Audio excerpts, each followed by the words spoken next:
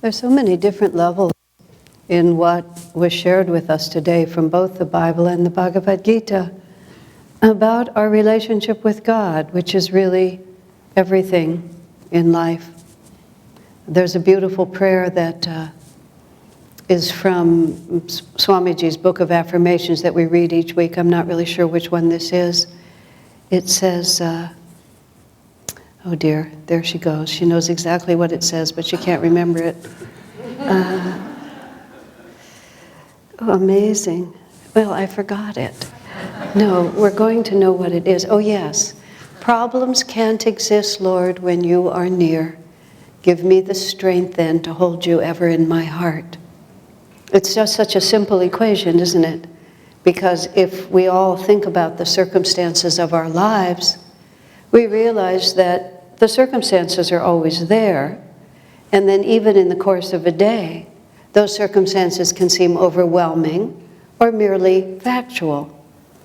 Or they can go from factual to overwhelming. Isn't that so? A situation that seems easy of resolution when we suddenly feel weak and helpless in some way or another, all of a sudden we're dissolved in tears, whereas a few hours later we can't even remember why we were crying. The point being that the circumstances are always neutral, as Master put it. Whether we feel them to be happy or sad depends on the state of our consciousness. And the closer we feel to the divine being with us, the more close we are to the center of where everything is happening as it ought to the center of our own power, to be divorced from the anxieties that cause us to think that problems are overwhelming. Whenever thou art near, problems dissolve. And so the one prayer that we want is to hold God strongly in our heart.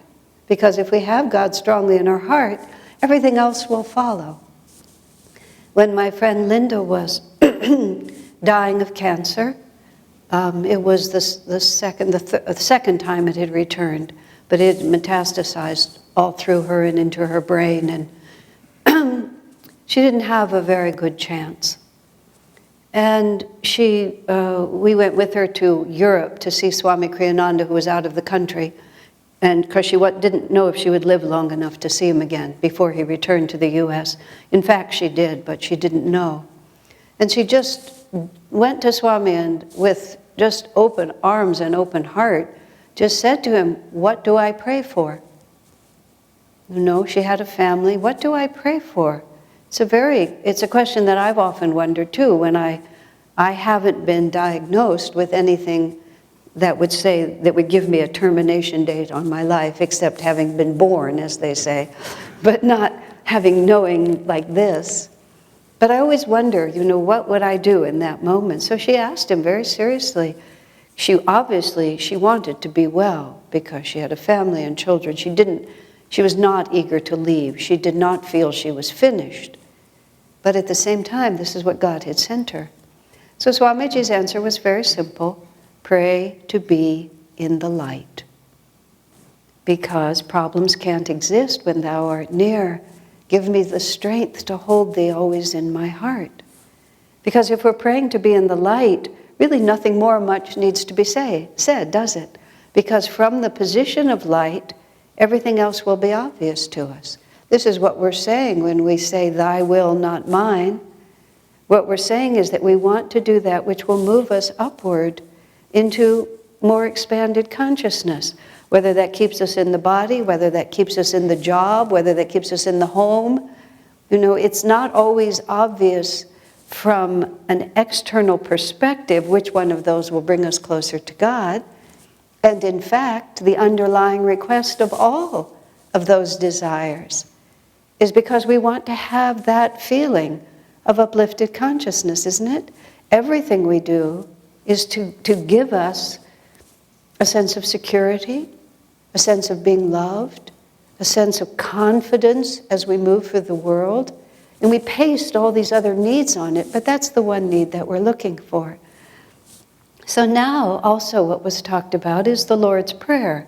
Jesus teaching us, give us this day our daily bread, lead us not into temptation, but deliver us from evil. Swami didn't, in the reading today, he didn't give us the whole prayer, but that last line is so beautiful with scripture because you can hear it bazillions of times, and then all of a sudden you'll hear it. When Janice was singing so beautifully at the end of, I have made thee pole star of thy life, though my sea is dark and my stars are gone, still I see the path through thy mercy. And you all were here a minute ago, but you just heard her drag that one out, repeat that one. Still I see the path through thy mercy. And I kept hearing that word, mercy. Swamiji would often tell a joke that he liked when the man was brought in front of the judge, and the judge says, how do you plead? And the criminal says, I plead for mercy, sir, I pleads for mercy. That's what we're always praying for, isn't it? You know, because we have a giant suitcase full of reasons why somebody might want to condemn us. And if we are not being condemned from the outside, we're busy condemning ourselves from the inside. You know, there's unfortunately probably not one among us who says that there's nothing that we regret. There's not been a moment when, oh, I wished I could have answered, said, acted, done. We all carry that. And how are we ever going to resolve that? I pleads for mercy, sir, even when the sea is dark, through thy mercy, because problems can't exist if thou art near. So then Swami asked the obvious question, also I was going to say about lead us not into temptation. Lead us not into temptation. I remember a period of time in my life when my brain was pretty scrambled, and there were a lot of I wants circulating around in very close proximity to the other part of me that wanted not to want. You know how complicated it gets. And I remember that my prayer every morning was, if you give me a chance, I'm going to do the wrong thing. And so please don't give me a chance. And it was most amusing for the rest of the day to watch me to try to outsmart God, and God keep outsmarting me, because give me a chance and I'll do it. So it says, lead me not into temptation. Meaning what we were just saying to God, I don't know how strong I would be if you actually give me a choice to grab for what part of me wants rather than resist with what the other part of me wants. But don't test me. Deliver me from evil. You get a little package, you know, that was addressed to evil, and instead it gets taken over here, like Amazon, you know. Oops, wrong address, God. Problems can't exist if God is near. So the evil is coming toward us, but when we're holding on to the light, when we're praying to be in the light, then nothing can get through that. That's an absolutely impermeable barrier to, not to difficulty,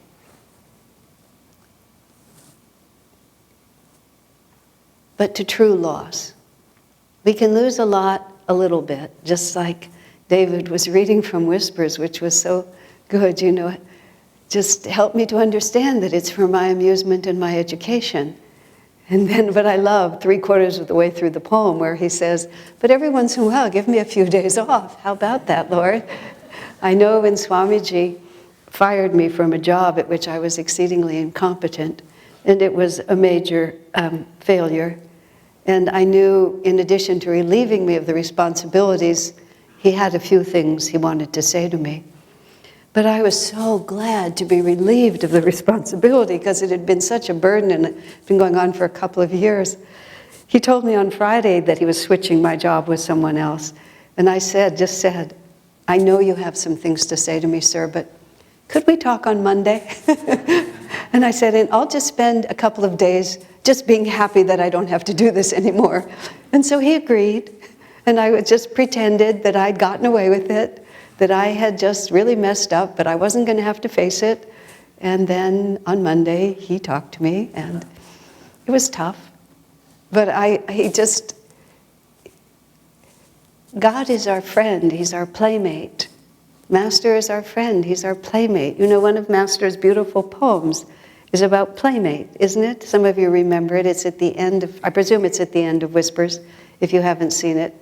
And it's just how God plays hide and seek with us. And we suffer, and we think He's taking care of us, and we think we're abandoned, and then we find out that all the time He was just playing with us. So this brings us back to the central question of what our Bible and Gita is about today, which is if the divine lives inside of us, and if Divine Mother knows our hearts better than we know ourselves, then why do we pray? Why do we have to talk? Why can't we just go about our business? Well, the difficulty is, and these are the divine mysteries that I have no answer for. Scripture can answer it as Scripture answers it.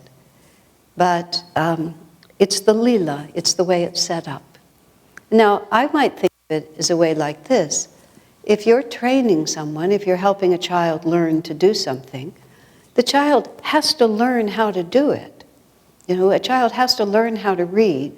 There was a child in our community many years ago, and very bright, but she had some dyslexia. And as a consequence, of course, learning to read was difficult for her. She has subsequently learned to read very well and went on to get a PhD from a prominent university, so she overcame all of that.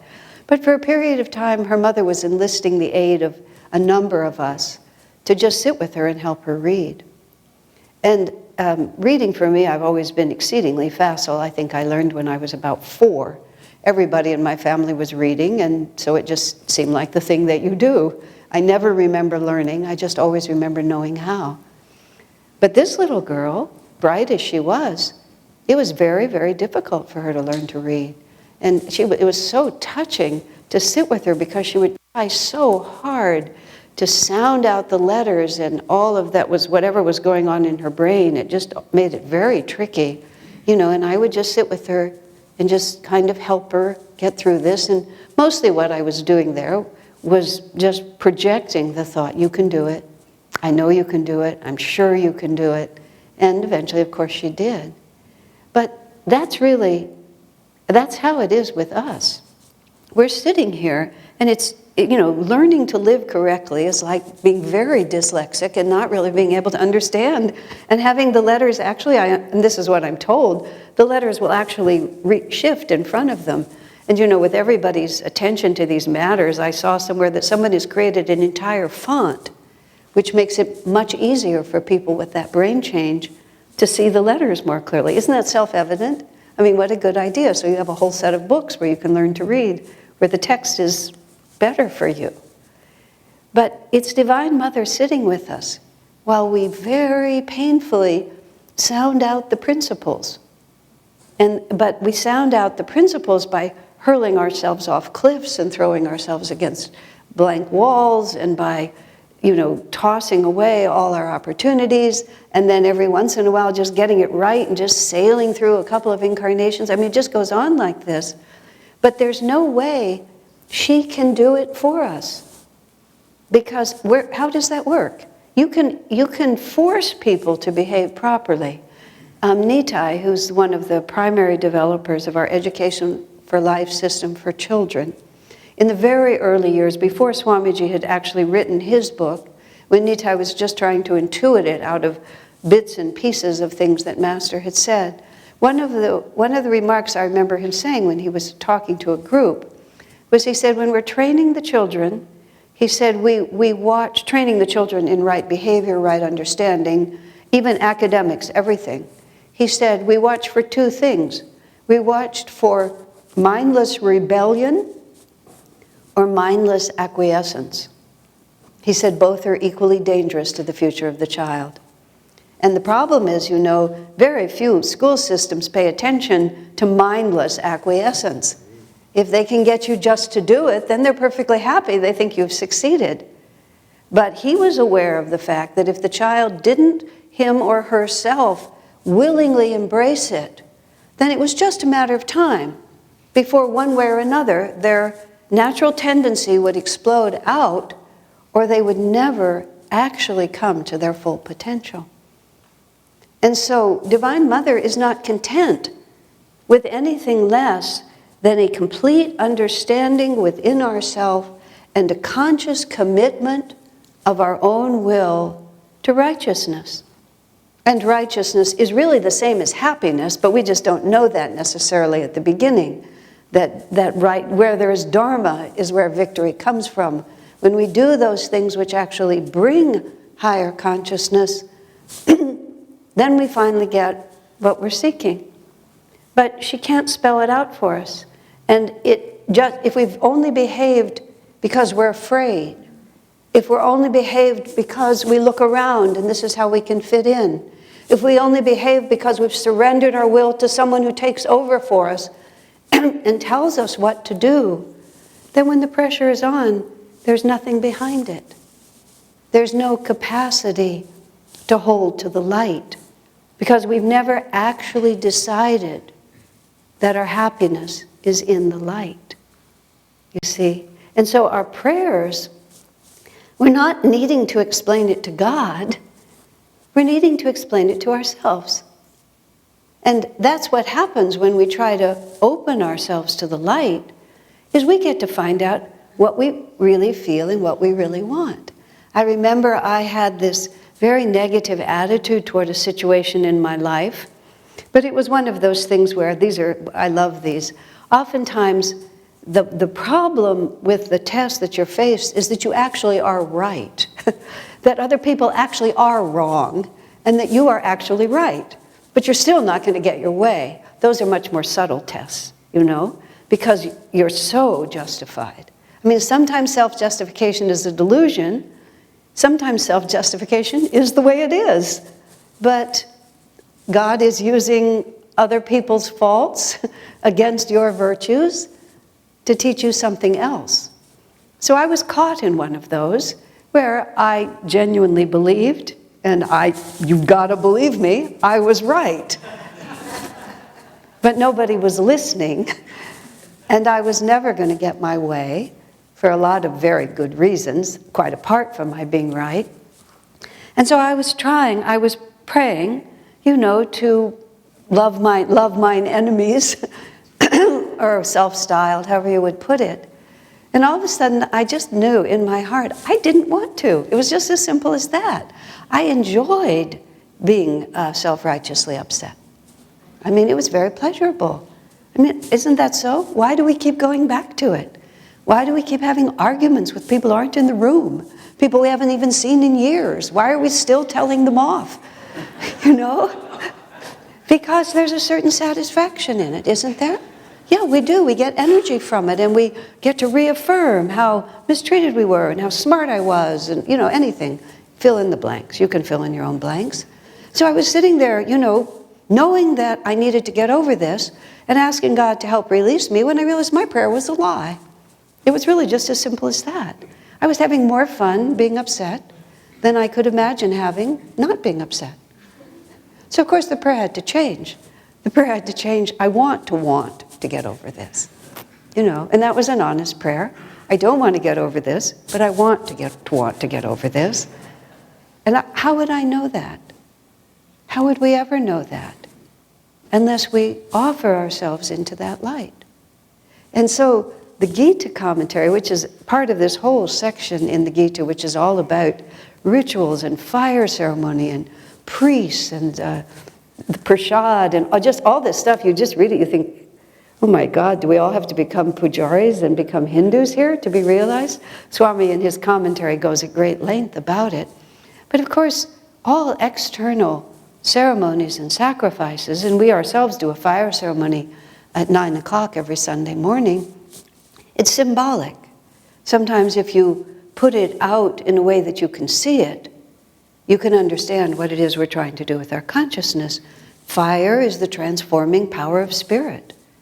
And it's a magnificent image, and all the ways that it expresses to us help us to understand what that flow of energy is. But the real fire ceremony is offering our consciousness into the spiritual eye. And so when the Gita says those who don't make any sacrifices and don't take the fruit of sacrifice are not even happy in this world, meaning even material life doesn't work for them. But what that's saying is those who don't offer themselves into a higher vibration to have their nature uplifted, nothing ever works out. It doesn't work out in this world. Now, it could work out in this world because you can build up good karma in one direction. It takes a little while for it all to catch up with you. That's why you often see bad people seeming rich and powerful and things like that, but what they're doing is they're just gradually working themselves down. Because whatever good karma brought them up to that point, if they're squandering it, they will eventually then lose it. This is why, dear friends, it takes us so long. And we have to go up and down many times. In a very small way, Swamiji has often said, those of us who become yogis have had great material success and wealth in the past. Otherwise, we would still be pursuing it. And I don't mean it's pursuing a reasonable, comfortable living, but a passion for material success. And I was raised in a family that we were simple. We didn't have fine things. We had perfectly good things, but my parents were not materialistic, so they didn't invest in fine objects. And I was visiting a friend, and she had this really beautiful china teacup that I don't know where she had it. But she served me a cup of tea in it, and my life experience was such that it was really probably the first time in my life I had ever drunk tea out of such a fine china cup. And I still remember, I put it to my lips and I could feel how smooth and delicate that cup was. It was just like a sensation I'd never had. I remember savoring it, sort of just savoring the edge and savoring the tea as it came like that. And I put it down and I said to Swamiji, oh, I see why people have things like this. Swami just looked at me, be careful, he said, just like that. Here it can come up again. You can't just say that you're safe. But this is what happens to us. But when we hold all of those thoughts and desires up to the light, and we make God our partner, He's our friend. And this is where Swami uses that beautiful phrase, I loved it, you don't have to try to persuade God. Persuade is a very interesting word, isn't it? And it's really a word worth contemplating, especially in the context of prayer. He said you don't have to badger him. You don't have to beat on the door, like a deprived person trying to get somebody who doesn't love me to pay attention to me. I mean, that fundamentally is what blocks his ability to help us. That's being a dyslexic person and reversing the letters. We're supposed to understand, not supposed to understand. We need to understand in order to be free that we are already loved. And therefore, we want to offer ourselves. This is neither mindless rebellion nor mindless acquiescence. We want to offer ourselves. And when we discover that, oh, look, that isn't quite what I meant to say. That's not actually who I am. Let me tell you who I really am. Isn't it the most wonderful thing in the world to have someone in your life who listens? So many times I've heard people speak of a relationship and they'll use this phrase, so-and-so really gets me. And what that apparently means now, gets me used to mean gets me, like upsets me, but it also means they understand me. They really understand. And it's very difficult to find that in human life. We find people who can go a long distance. But to have someone who never misunderstands, that we don't have to try to persuade, now that's what the heart is longing for all the time. And the beauty of it is, we already have it. But we have to offer ourselves into it continually, like any relationship. It thrives on selfless giving. And the more selflessly we give, the more it becomes obvious to us what we're holding back. And the more then we can apply ourselves to giving more. And then we say to Divine Mother, lead me not into temptation, but please deliver me from evil and show me the path through your mercy. Because God cannot exist, problems cannot exist when God is near. Give me the strength always to hold you in my heart. Bless you.